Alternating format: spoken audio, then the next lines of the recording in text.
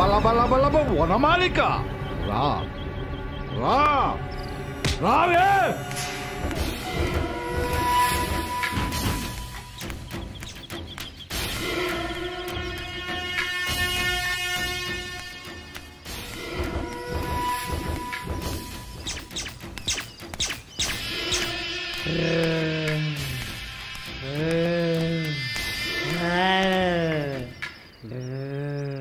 డింబరి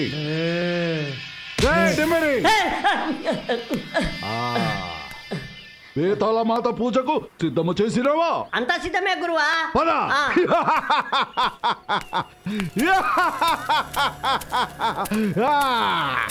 బలిడి భాగోదరి కాకాల కూల కంకాల ప్రేత స్వరూపిణి బేతాళ మాత ఓ పట్వా రక్తాక్షి ధూమశక్తి నిచాచిరి పిచాచిరి ఉగ్ర దృష్టి బేతాళ మాత ఓం పట్వా మాత నమో నమః. మాత నేను ఈ ప్రకృతి మొత్తానికి రారాజుని కావాలి, నిత్య యవనముతో ఉండాలి, నాకు మరణమే ఉండకూడదు. జై బేతాళ మాత. తేలికైన పనిని అందరూ చేస్తారు, కష్టమైన పనిని కొందరే చేస్తారు, అతి కష్టమైన పనిని ఈ భైరవుడు మాత్రమే చేస్తాడు.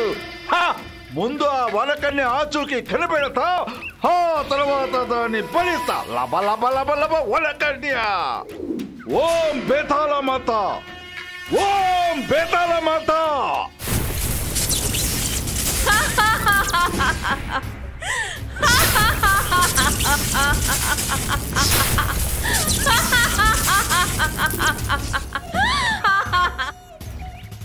నమో మాత, నమ నమో మాత.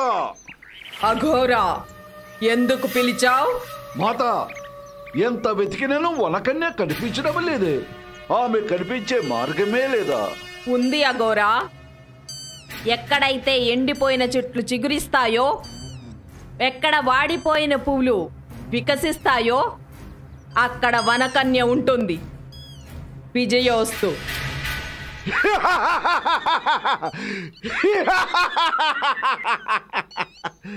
గురువా గురువా, ఒక ఎండిపోయిన చెట్టు లేదు, వాడిపోయిన పువ్వు లేదు, లోకమంతా పచ్చ పచ్చగా రంగురంగులో కనబడుతుంది కదా గురువా.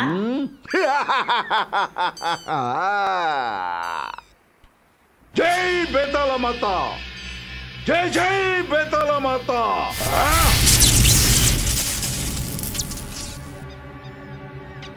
అదేంటి గురు, ఎక్కడ పచ్చగా ఉంటే అక్కడ ఉనకనే ఉంటుందని ఆ బేతాళ మాత చెప్పిందిగా, మరి మీరు ఇలా చేశారేంటి?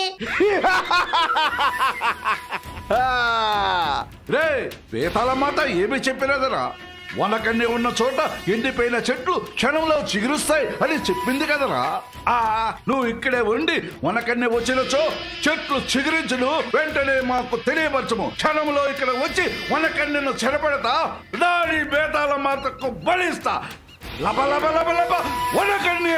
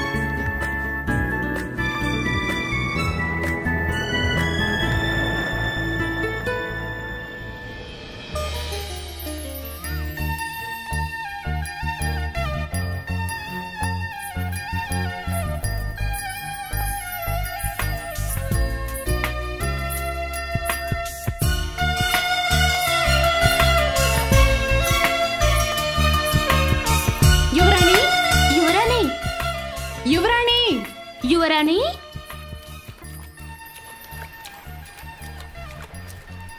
అదిగోనే మన యువరాణి అక్కడుంది.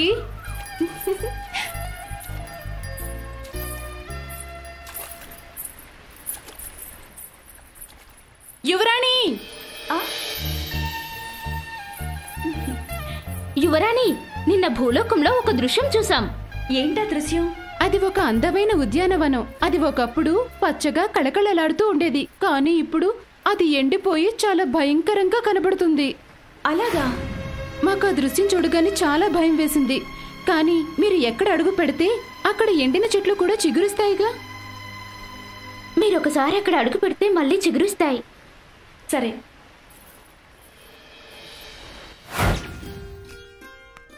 శ్రీ శ్రీ శ్రీ వనమహారాజులు గారు ఏం చేస్తున్నారహో?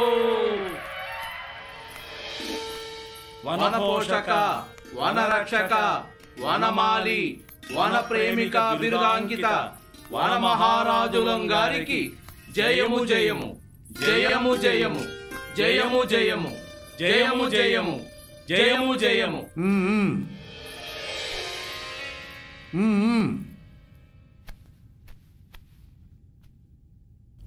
మహారాజా, ఈ రోజు ఈ అత్యవసర సమావేశం ఏర్పాటు చేయడానికి కారణమేమిటి? రోజు రోజుకి వనాలు అడవులు అంతరించిపోతున్నాయి. మానవులు అరణ్యాలను దురాక్రమణ చేస్తున్నారు. ఖనిజ సంపద కోసం, అటవీ సంపద కోసం ప్రకృతిని కొల్లగొడుతున్నారు. మానవుల దురాక్రమాలకు అంతు లేకుండా పోతుంది. అవును మహారాజా, ఒకప్పుడు ఈ జంబూ ద్వీపంలో అనేక లక్షల పులులు, సింహాలు, ఏనుగులు, దుప్పులు, జింకలు, నానా విధములైన జంతు వృక్ష జాతి పక్షులుండేవి. నేడు జంతువులు, పక్షుల సంఖ్య పదులు వందల స్థాయికి దిగజారిపోయింది. అంతేకాదు మహారాజా, నేడు కొన్ని జంతువులు, వృక్షాలు, పక్షులు పూర్తిగా అంతరించిపోయాయి.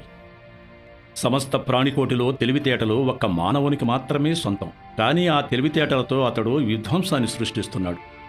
మహారాజా, వీటన్నిటికీ మించిన ఉపద్రవం మరొకటి ఉంది. భైరవుడు అనే క్షుద్ర మాంత్రికుడు ఈ ప్రకృతి మొత్తాన్ని వశం చేసుకోవడానికి ప్రయత్నిస్తున్నాడని గూఢచారుల ద్వారా సమాచారం అందింది.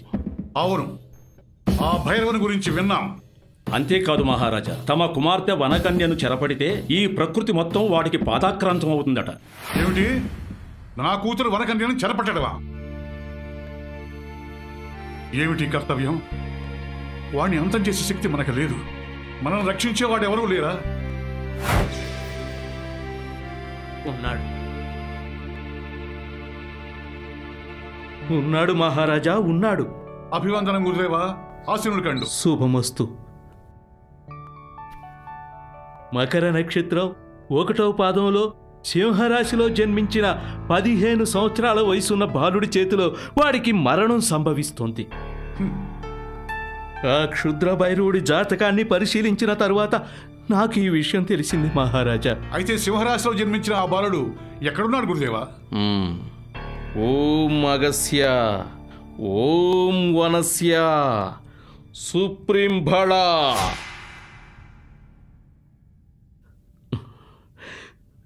చూడండి మహారాజా.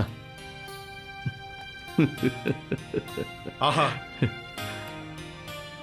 ఆహా, దేదీప్యమానంగా విరిగిపోతున్నాడు. ఇప్పుడు ఎక్కడ ఉన్నాడు?